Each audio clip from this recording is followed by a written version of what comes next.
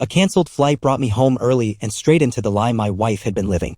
While she built a new life behind my back, I documented everything. She thought she was in control until the truth hit harder than any confrontation ever could. I'm 38, commercial pilot, based out of Minneapolis. Over a decade in the cockpit, but nothing could have prepared me for what I came home to on a routine February night. We'd had a mechanical delay out of Denver. Engine sensors were throwing false flags, so after a 2-hour scramble with maintenance, the aircraft was grounded. Instead of piloting the red-eye to Seattle, I was rerouted not in the sky, but straight into hell. My name's Michael. And up until that night, I thought I had a stable, supportive marriage with a woman who understood my unpredictable life. Her name was Elise, 35, freelance photographer for a major travel and lifestyle magazine. We'd met 7 years ago during a charity flight program in Colorado. I was volunteering as a pilot. She was photographing the event for a small local publication. It was instant chemistry, shared humor, shared obsession with aviation, shared plans that, at the time, felt unbreakable. We married 3 years later on a windswept hilltop in Iceland. Untraditional, yeah, but that was our thing. The unconventional that worked. We built a routine out of chaos. She'd be off to Patagonia or Bali on a photo shoot. I'd sync up my routes to catch her in Rome or Tokyo or Seattle for a 24-hour layover rendezvous. It was romantic. It was wild. It worked until it didn't. That night, I got home at 2:17 a.m. Suburbs were asleep. Everything was dark except for our living room window where a faint orange glow pulsed from the upstairs office. Elise always worked late. She'd edit photo sets, build galleries, chase deadlines. So at first, I didn't flinch. But the second I turned the key, the music stopped, complete silence. And then I noticed the black Audi parked awkwardly 2 doors down, facing the wrong direction, engine still warm. It wasn't ours. Inside, 2 wine glasses sat in the sink. One stained with Elise's new crimson lipstick, the other with a faint smudge, no shade, no gloss, just lip. A dark men's leather jacket, not mine, was draped over the armrest of the couch. Her heels were by the door, but a second pair of boots set next to them, men's, size 12. I moved up the stairs slowly.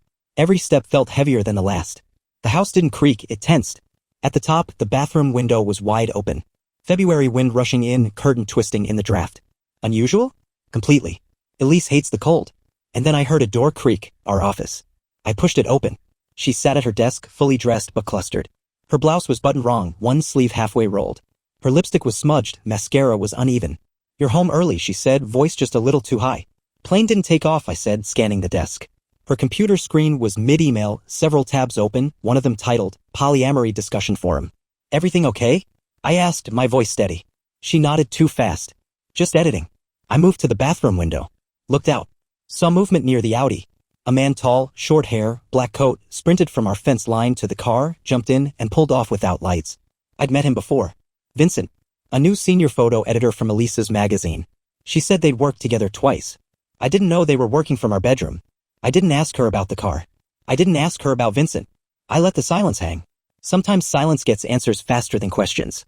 Elise tried to keep her posture casual, like nothing was wrong, but her hands betrayed her, jittery, fidgeting with her mouse, switching tabs too fast, forgetting to close the ones she didn't want me to see. She closed the polyamory forum, but not before I caught a glimpse of a headline, "When one partner isn't ready, navigating solo poly desires." I walked into the kitchen and started making coffee just to give my hands something to do. She followed. "Everything all right?" she asked. "You tell me," I said, pouring water into the kettle. She stood behind me. "Too close, too still." "There's something I've been meaning to talk to you about," she said finally. I didn't turn around. "Then talk." "I've been doing some thinking. About us. About how disconnected we've been." "Disconnected. That's the word cheaters use when they've already reconnected elsewhere." She continued. "My work takes me to places that change people. I've met people who live differently. Freely.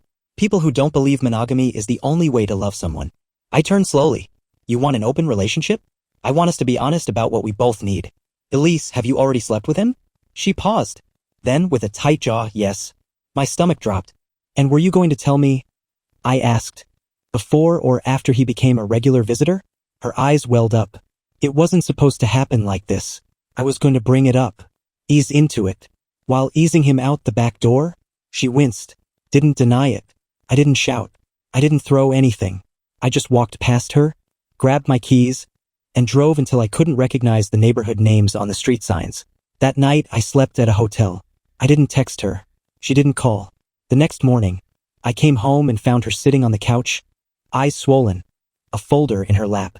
Inside, printouts, articles, blog posts, forum threads, all about ethical non-monogamy, open marriages, redefining commitment. This was never about just Vincent, she said. I felt this for a long time. I didn't know how to tell you. I flipped through the pages.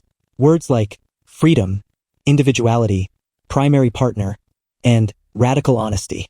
Radical honesty? I said. You cheated. That's not honesty. That's a strategy. She didn't argue. I spent the next few days researching. Not about polyamory, I didn't care what other people did. I researched legal separation. I researched how to divide property, how to isolate finances, and how to protect myself if she tried to play the victim card with friends and family. I checked our joint accounts. 2 withdrawals stood out. One for a boutique hotel downtown. One for a plane ticket I didn't book. Both dates matched her last solo shoot. She'd been planning this for months, and she wasn't just testing the waters. She was swimming laps behind my back. By the 4th day, I had transferred half my essentials to a temporary rental near the airport. Not to retreat, but to reposition. Removing myself from Elisa's orbit without a word of drama, while she kept texting variations of the same excuse, until her message read, I didn't betray you. I just wasn't ready to live in a box anymore.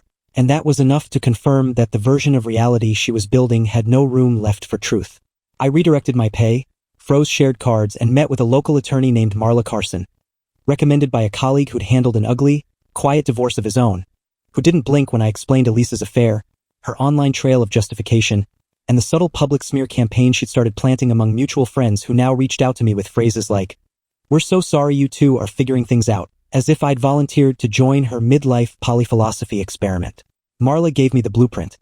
Asset audit, full separation, protective financial actions, and digital forensics were needed.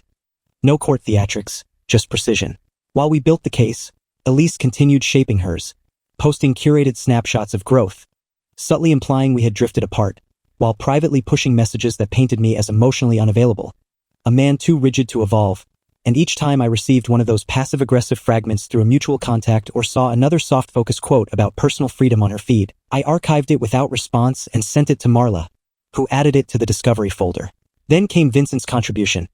A photo of a wine glass, Elisa's signature camera strap visible, captioned "Creativity comes from chaos," tagged at the same boutique hotel charged on our joint card the weekend she claimed to be in Duluth on assignment. I sent it to Marla.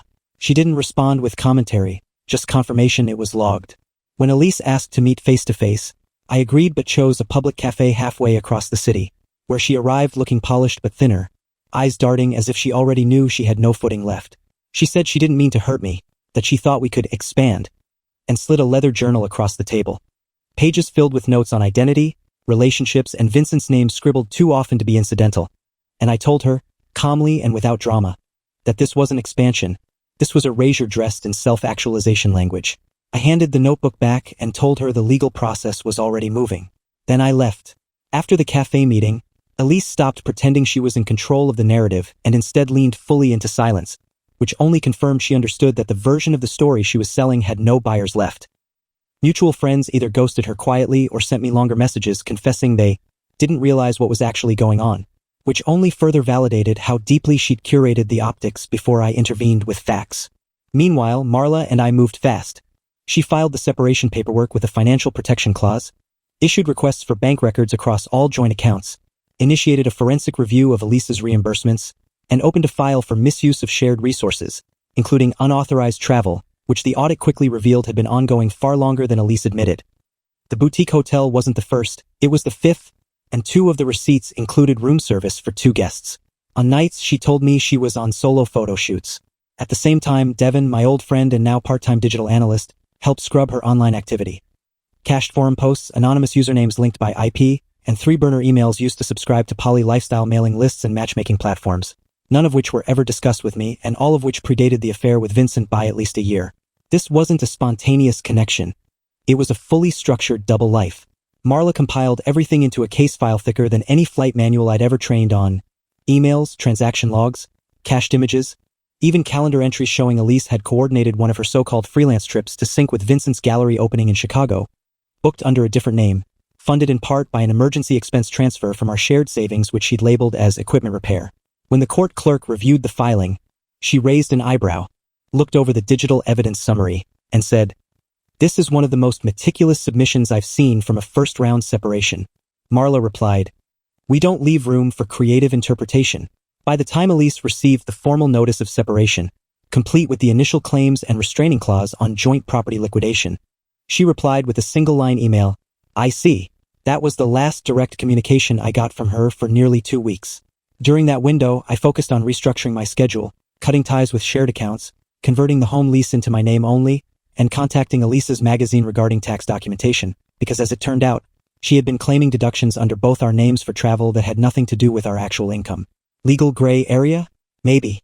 But Marla flagged it for later, just in case Elise tried to claim shared financial loss in mediation. And then, unexpectedly, Vincent broke his silence. He messaged me directly, first through email, then through a text, the end through a direct message on a professional networking app one hadn't used in years. The subject line was always the same. "Can we talk?" I never responded. But Marla told me to archive everything, because people like Vincent don't stay quiet when consequences hit. And within 48 hours of his first message, someone from his company HR contacted my lawyer asking if we'd be open to a joint non-disclosure arrangement to protect professional reputation. Marla declined. "This isn't a scandal," she told them. "It's a matter of record." That weekend, Elise's sister reached out. She and I were never close, but she'd seen Elise's side unravel on social media and wanted the truth. I sent her a redacted version of the discovery file. No names, no personal insults, just the raw timeline of Elise's actions. An hour later, she called me sobbing. I thought she was just restless. I didn't know she could be so calculated. Neither did I. Then Elise resurfaced. She requested a mediated sit-down with both attorneys present. Marla said yes. I agreed as long as everything was transcribed. Elise showed up wearing the same calm expression she used to wear when negotiating freelance contracts. Measured, careful, built to protect brand image. She opened with, "I'm not proud of how I handled this." Then followed with, "But I still believe in living honestly." Marla interrupted. "Let's stick to the financial terms." We reviewed the claims. Restitution, asset division, documentation of funds misused for personal gain. All backed by receipts. Elise didn't dispute any of it, but asked for a timeline that wouldn't disrupt her housing. Marla asked for proof of alternate residence and employment continuity. Elise flinched, because she'd lost 3 clients after the story leaked into professional circles. Not from me, but from the receipts. We closed the meeting with an agreement in principle. She'd vacate the property within 30 days, waive claim to our joint savings, and accept a restitution clause to avoid civil litigation. Marla called it efficient. I called it clean. The next 30 days were exactly as Marla predicted, uneventful on the surface, volatile underneath. Elise began the slow withdrawal from our shared life like someone packing a suitcase in a house she'd already sold. She removed her things in fragments, sending a courier to retrieve equipment, asking for specific time windows so we wouldn't cross paths. I didn't interfere. I didn't need to. The documents were signed. The terms were filed. Every financial clause, privacy stipulation, and restitution timeline had been locked by the court. She was simply completing the exit. Devin finalized a digital footprint audit confirming Elise had continued communicating with at least 2 other individuals she'd met through a private online group, people I'd never heard of, both of whom had coordinated international trips with her under freelance photography assignments that had never been pitched to her magazine. That detail helped us amend the asset claim to account for indirect fraud against our business filings, since she had partially written off travel that included partners on joint tax submissions. Marla added it to the final packet. We didn't need her to admit it. We had dates, receipts, and IP logs. 2 days before her official move-out date, Elise emailed a final list of possessions she wanted to keep. A few books, a painting we bought in New Zealand, and an espresso machine she insisted was hers from before. I approved all but one, the painting. Not because of its value, but because it had been bought together as a moment. I wasn't letting her take the narrative of our life with her. She replied once. Understood. That was it. The day she moved out, I wasn't home. I was wheels up on a short haul to Denver, scheduled deliberately to avoid watching the last trace of her leave in real time. Devin stayed behind to supervise the movers and confirm that everything went by the list. She didn't leave a note. Not a box of memories. Just silence. And I preferred it that way. 3 weeks after her exit, Marla informed me that the final ruling was complete. Divorce finalized. Restitution confirmed. Civil claims dropped in exchange for full compliance. Elise forfeited any future claim to shared retirement or residuals. The file was closed. My record was clean. I bought new locks the next day. Not for safety. For finality. I also changed my emergency contact from Elise to Lauren, my sister, and updated my estate plan to remove Elise's name from every remaining tie. There was no flare of anger. No dramatic bonfire of old photos. Just a deletion of data and memory from paperwork and systems that are no longer in use. In early fall, I took a 3-day break to the coast. Oregon. Rain, quiet trails, no cameras. I brought a journal for the first time in years, not to track emotions but to write goals, refinance the condo, take more international flights, maybe try night flying again. Not a reinvention. Just movement. While walking a foggy cliffside trail, I got a message from one of Elise's former colleagues. No greeting. Just a photo of a flyer. Vincent's art show. It featured Elise's photography. New branding. Different city. A line at the bottom, the art of rebuilding together. I didn't reply. Marla had warned me she might pivot into reinvention mode, package the collapse as a mutual reawakening. It didn't matter. The record was sealed. The filings were timestamped. The real story wasn't hers to rewrite. Back home, I updated my will and took down the last frame in the hallway, the one with our wedding photo in Iceland. Not because I needed to forget. Because I finally could. Fall passed with surgical clarity. No emails, no late-night texts, no mutual friends trying to mend what had been legally dissolved. Elise was gone, and she stayed gone, which I realized was the only form of respect she had left to offer. I returned to regular flight rotations, took on extra legs, kept myself moving through time zones and terminal gates, each landing peeling off another layer of old weight. By November, I stopped checking her online profiles. Not out of restraint, but because they no longer mattered. She could have rebranded herself as a relationship expert, a spiritual growth guru, or a victim of cultural constraint, and none of it would alter the fact that every lie she told was backed by a receipt. And every spin she attempted unraveled the second it touched documentation. Devin ran one final scan of our shared digital ecosystem and confirmed that every cloud, account, and file associated with her had been locked, transferred, or deleted. No shared logins. No mutual subscriptions. No co-owned media. I changed the Netflix password not out of spite, but because even passive access was still access. That winter, I booked a flight to Portugal, not for work, but for perspective. 3 weeks of nothing. No social presence, no engagement, no itinerary. I read on balconies. Walked cobbled alleys. Ate fish straight from the dock. I didn't meet anyone. Didn't try to. One night, in a Lisbon bar with a cracked floor tile and one bartender, I watched a couple sit across from me. They looked like Elise and I used to, laughing at inside jokes, arms touching without effort. And for the first time in a long time, I didn't feel anger. I felt the distance between what I'd had and what I'd imagined I had. It wasn't the same thing. When I returned to Minneapolis, the city felt smaller but cleaner. I replaced my mattress. Threw out the wine glasses. Got a dog, German Shepherd, rescue, named him Radar. Took him on morning walks through the park. Elise never liked it because the trees were too bare in winter. It became my favorite part of the week. In January, I got a letter from Elise. Not a message.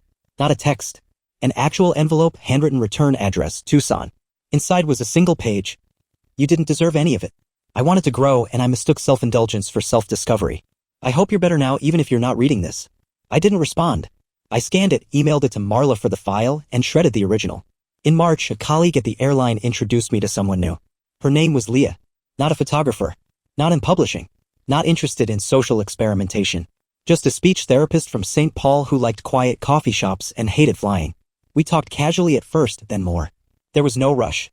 And that's what made it feel real. We weren't trying to escape anything. We were just both grounded. And this time I knew the signs. I knew what not to ignore. What to listen for. What to protect. Because I'd seen what it looked like when someone loved their freedom more than the truth. And I was never going to live in that house again.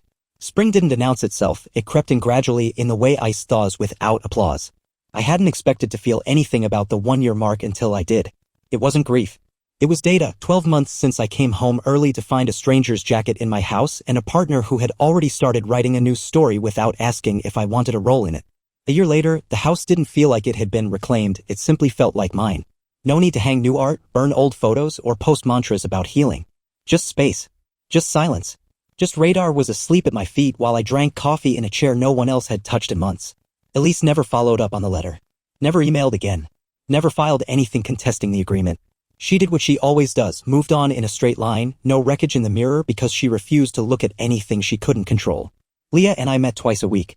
Sometimes coffee, sometimes dinner. She never asked about Elise. Never dug for pain to fix. That was the part one didn't expect to matter, but it did. Someone who just let the past sit wherever it wanted without trying to sanitize it. I told her everything on our 7th meeting. Not to clear the air, but because she asked what silence meant to me, and I told her it meant honesty without performance. She smiled and said good. Because I'm not interested in shows. Neither was I. One afternoon in late May, I got a voicemail from Elise's old photo editor. She hadn't mentioned Elise by name but said she was updating portfolio credits and noticed inconsistencies in submission records, multiple shoots misattributed, timelines off, metadata scrubbed. She asked if I had any documents from back then that could clarify ownership. I didn't. And I didn't care. I never called back. Because by then the only thing I hadn't done was let go completely. That summer, Leah and I took a weekend trip to Door County. Just a cabin, 2 books, no plans. No vows. No metaphors. No talks of healing. Just 2 people sitting on a deck, listening to the lake, saying nothing because everything that needed to be said was already in the space between. And for the first time since all of it began, I felt still. Not waiting. Not recovering. Just still. And in that stillness, I wasn't a man who'd been betrayed.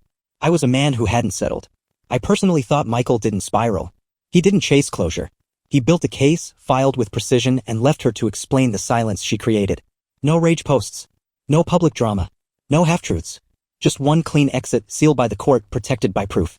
If someone rewrote your relationship without telling you, would you correct the record, or let the facts speak like Michael did? Tell us in the comments. Help this small channel grow by hitting that like button, subscribing, and sharing with your friends. Every bit of support means the world. Thanks for watching and see you in the next one.